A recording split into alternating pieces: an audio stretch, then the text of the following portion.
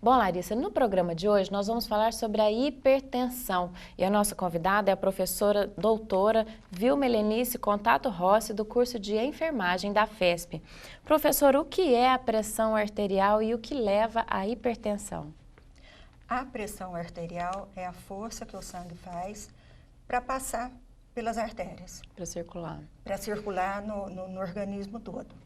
E o que pode levar à hipertensão é quando, às vezes, esses vasos, essas artérias ficam estreitadas e aí o sangue tem que fazer uma força maior para passar. E isso leva à hipertensão. E quais são os sintomas da hipertensão? Às vezes não tem. Não tem sintomas? Às vezes não. Por isso que ela é chamada de assassina silenciosa. Entendi. Porque ela não sobe assim de repente. Então o organismo vai acostumando com esse aumento. Aí, de repente, a pessoa tem um derrame, né, que a gente chama de AVC. E aí ela vai olhar e sabe que está com hipertensão. A hipertensão é a pressão alta, né? A pressão alta, isso. E como nós podemos medir a pressão arterial? Qualquer pessoa pode ir a uma farmácia ou não? Tem que ser necessariamente unidade básica? As farmácias, elas não estão mais... Não tem mais autorização. Não tem mais autorização. Então, é bom ir num ambulatório, num PSF, mais próximo, né, da residência, e fazer essa verificação. Se não estiver sentindo nada, às vezes não tem caso na família, nada, não precisa ficar muito preocupada com isso. Agora, se começar a sentir uma dor de cabeça, uma dor, às vezes, na nuca, ficar meio tonta, aí pode procurar ser sinal isso, mas de procura hipertensão. um profissional. Tá certo. E qual seria esse profissional, no caso? Tem que ser profissional da área da saúde? Da área da saúde. Pode ser no PSF, vai ter um técnico em enfermagem, um enfermeiro. Ou até um médico, no caso, isso. né? Tá certo. E quais são os valores, né? E qual o valor adequado para a pressão arterial? Existe uma média, assim, normal que pode ser considerada? Não. Até há pouco tempo falava que era 12/8. Né? Quem tinha 12/8, nossa, que beleza, tem pressão de mocinha. Agora, pelas últimas diretrizes, que foram as 6ª diretrizes da hipertensão, 12/8 é uma pressão boa. É aconselhável que fique abaixo disso. Acima de 14 ou 140/90 já é considerado hipertensão. E aí, quanto mais ela subir, porque tem hipertensão leve, moderada, grave, né? Aí é mais grave o caso.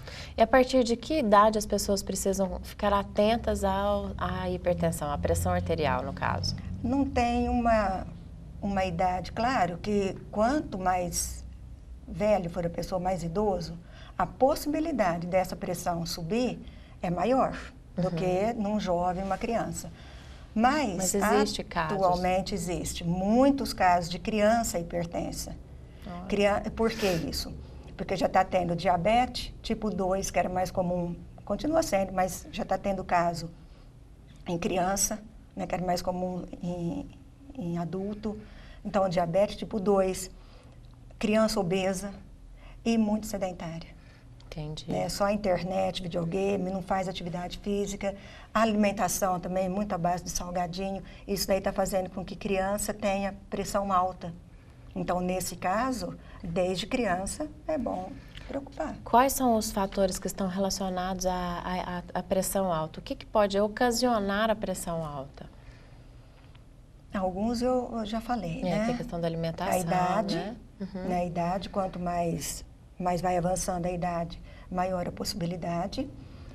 O fato da pessoa estar acima do peso, não praticar atividade física nenhuma, uma alimentação errada, né? Muita fritura, muito óleo, porque isso faz com que eleve os níveis de colesterol, que é outro fator também. O colesterol alto pode levar à hipertensão.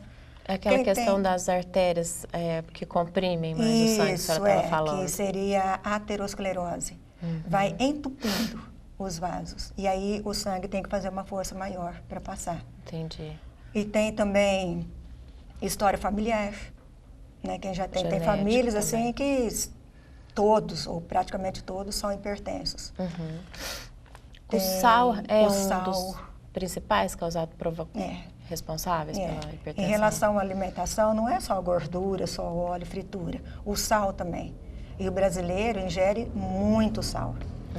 E por que o sal faz? Ele retém líquido no organismo. E essa retenção ajuda a pressão a subir. Tá certo. E por que é importante tratar a hipertensão? O que pode ocasionar na vida de uma pessoa que tem hipertensão e não se cuida? E não se cuida, né? Pode levar até a morte.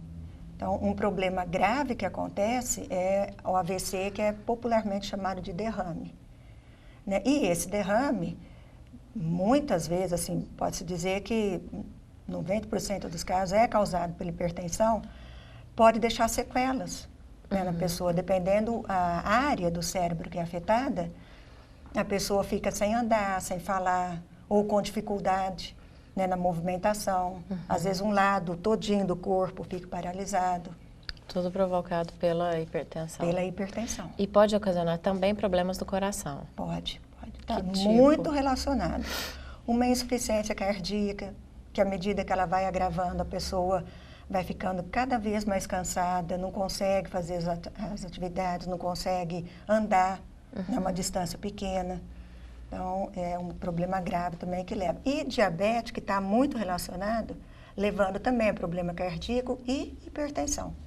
Professora, aqui na FESP, existe alguma ação desenvolvida na área de hipertensão, tanto na prevenção como em tratamento? Como que é? Nós temos um projeto que é multidisciplinar, que é o Terço dos Homens. Né? Nós estamos usando a estratégia de Terço dos Homens para avaliar a saúde do homem, que ele é muito, assim, o homem normalmente não se preocupa. Não se cuida muito A bem, mulher né? se cuida mais, busca mais, aceita mais diagnóstico, o homem já tem uma prevenção, assim, disso, né? E, então, lá no Terço dos Homens, num primeiro momento foram levantados os problemas, o que eles queriam, os assuntos que eles queriam que fossem abordados, e um desses assuntos foi a hipertensão. Então, vai ser abordado lá. E nós temos também um outro projeto que é da consulta de enfermagem ao hipertenso. Como seria esse projeto? É feito por acadêmicas de enfermagem, eu que estou coordenando. Por enquanto, só no PSF Escola, mas a intenção é estender a todos os outros. E essa consulta, então, é uma tipo entrevista e o exame físico também. E aí vai classificar de acordo com o risco, né? Se é risco brando, moderado ou grave. E aí, dependendo do risco, vamos fazendo intervenções para que não aconteçam as complicações. Professora, e uma vez diagnosticada a hipertensão, qual a importância de se realizar o tratamento até o fim? Uma vez diagnosticada, a hipertensão é uma doença crônica, evolutiva. O que significa que ela tem controle, mas não tem cura. E aí o que acontece? Muitas vezes a pessoa começa a tomar o medicamento, começa até a fazer uma caminhada, uma atividade, melhora a alimentação. Aí essa pressão diminui, aí acho que já está curado. Ela interrompe. Interrompe o tratamento. E aí pode voltar. Pode voltar, né? Com certeza vai voltar. Então é importante a pessoa conscientizar desses três, é um tripé. Uma atividade física, uma caminhada seria assim, o ideal, a alimentação mais saudável, com menos sal, menos fritura, e o medicamento. Na hora certa, na dosagem certa. Uma pessoa que toma o remédio que controla a pressão arterial, ele não pode ser interrompido, então é importante ressaltar. Não pode ser interrompido. Pode ser ajustada a dose. Tá certo. Né? Para mais ou para menos, mas interrompido não. Tá legal, professora. Muito obrigada pela sua participação. Larissa, é com você.